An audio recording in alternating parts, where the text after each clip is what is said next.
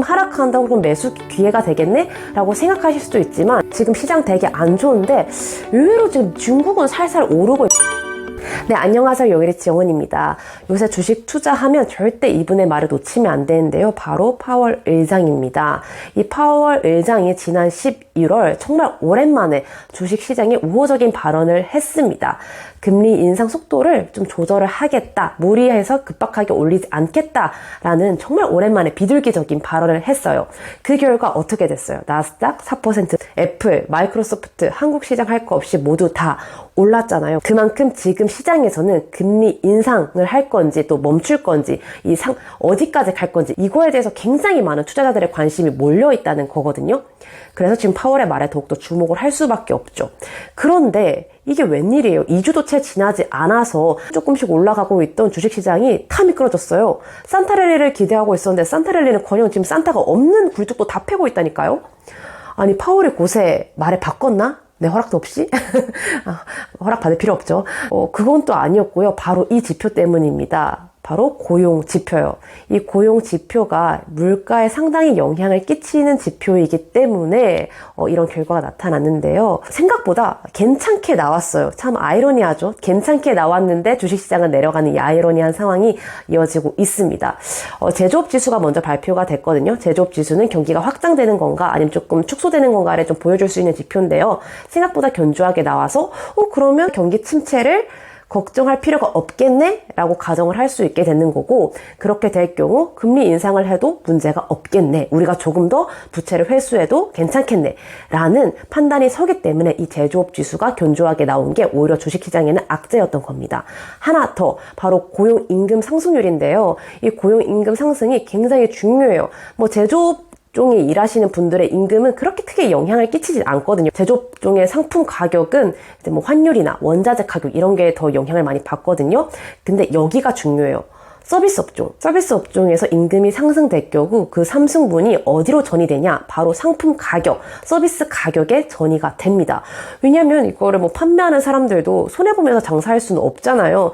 내가 고용한 직원들의 임금이 올라갔는데 상품 가격은 그대로라면 마이너스가 되는 거잖아요. 그래서 상품 가격, 서비스 가격 올리면서 이걸 좀 맞추려고 하게 될 수 있다는 거죠. 그럼 어떻게 돼요? 상품 가격이 올라가게 되니까 연준이 가장 우려하던 소비자 물가 지수가 올라갈 수가 있겠죠.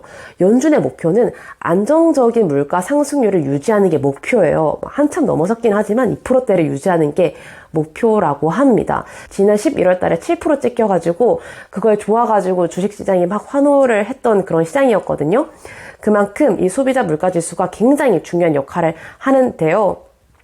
이 소비자 물가 지수에 좀 영향을 줄 수 있는 고용 지표가 발표가 되어서 지금 주식 시장이 쌍타 랠리는커녕 그걸 눈썰매 미끄럼틀 타고 내려가고 있는 그런 것 같습니다. 그럼 여기서 우리는 손 놓고 있을 게 아니라 오히려 이거를 역이용해 보는 거죠. 지금 하락한다고 그럼 매수 기회가 되겠네? 라고 생각하실 수도 있지만 근데 조금 더 조심을 해야 됩니다. 지금 연준이 가장 지금 눈여겨보고 있을 게 바로 앞으로 발표될 소비자 물가 지수거든요. 이 소비자 물가 지수는 이제 매월 발표가 되는데요. 지금은 12월 13일 날 발표할 예정이라고 합니다. 그래서 여러분들도 12월 13일 소비자 물가 지수가 발표되는 것을 보고 투자를 할지 말지 결정하셨으면 좋겠습니다. 아마 물가 지수가 의미 있게 좀 꺾여 들었다면 미장에서 아마 벌써 파티를 벌이고 있을 거예요. 그 분위기 그대로 코스피에도 이어질 거고요. 그때는 그동안에 많이 하락해 있었을 거니까 내가 원했던 종목을 좀 매수할 수 있는 그런 기회가 될 수가 있겠죠. 근데 만약에 이 소비자 물가 지수가 의미 있게 꺾이지 않았거나 아니면 동일하다 아니면 정말 이건 바라지 않았는데 올라갔다.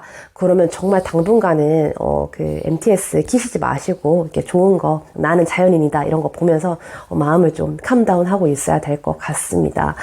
지금 주식시장에 뚜렷한 호재가 없는 시장이잖아요. 악재가 그렇다고 큰 것도 아니고 파월의 말 한마디 금리 인상을 언제 하냐 안 하냐 언제 멈출 거냐 상단이 어디까지 갈 거냐 다 여기에만 몰려있는 상태이기 때문에 우리도 여기에 집중해서 좀 투자를 하는 게 맞다라고 생각을 하거든요. 그때까지는 조금 더 지켜보시고요. 만약에 이 FOMC 회의 같은 경우가 이 지표를 보고 금리 결정을 해요. 이번에 0.5% 올릴 거라는 건 모두가 예측을 하고 있어서 0.5% 올린다고 결정한다. 이거 자체는 악재가 안 될 거예요. 이미 우리가 다 알고 있는 거니까. 근데 이번에 소비자 물가지수가 너무 높게 측정이 돼서 이거 내년에도 빅스텝 이어질 수도 하는 발언을 한다면 이건 진짜 큰 악재가 되는 겁니다. 대부분 내년에는 금리가 그래도 한 5%에서 멈추겠지 했는데 더 남아버리게 되는 거잖아요. 미국이 금리를 5%를 하게 되면요. 한국은행은 거기다가 0.5에서 1은 더 올려서 해야 돼요. 신흥국상 어쩔 수가 없어요. 조금 더 높은 금리를 유지해야 된단 말이에요. 그럴 경우 대출 금리는 거기서 한 2% 더해서 7%, 8%, 거의 9%까지 갈 수도 있어요. 그럼 거의 가계 부채 작살 나는 거죠.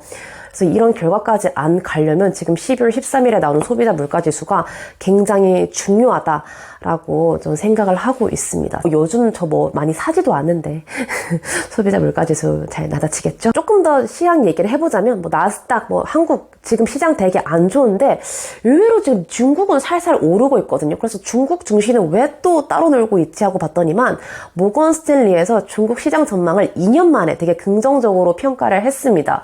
왜 그래 갑자기 이렇게 생각을 했는데 요즘 둘의 사이가 미국과 중국과의 사이가 조금 더 옛날보다는 괜찮아지기도 했고 아니면 중국에 조금 더 버블을 더 심으려는 미국의 의도인지는 모르겠지만 좋게 평가를 하면서 이렇게 하락인 와중에도 중국과 관련된 기업들 중국 소비재 기업들은 좀 오르는 모습을 볼 수가 있었습니다.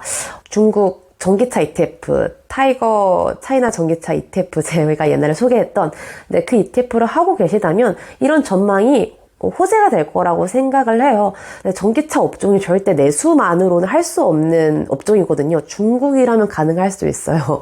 근데 중국 안에서도 그렇게 아직까지는 차를 많이 타는 추세가 아니기 때문에 결국에는 다른 나라와의 연결이 되게 중요하단 말이에요. 근데 이제 미국이 우호적으로 평가를 했기 때문에 이런 중국의 전기차 관련 업종들은 조금 투심을 받을 수밖에 없죠. 이게 요새 그나마 좀 온기가 도는 주식들이라고 생각을 하시면 될 것 같습니다. 한번 저도 주간 시황 같은 걸 올려봤는데요. 12월에 따뜻한 결과 있길 바라면서 또 돌아오겠습니다. 그럼 여러분 추운 겨울 감기 조심하시고요. 따뜻하게 롱패딩 입고 목감기 조심하시고 저는 목이 갔어요. 단단히 갔어. It's gone. 그럼 다음에 또 만나 뵙겠습니다. 안녕.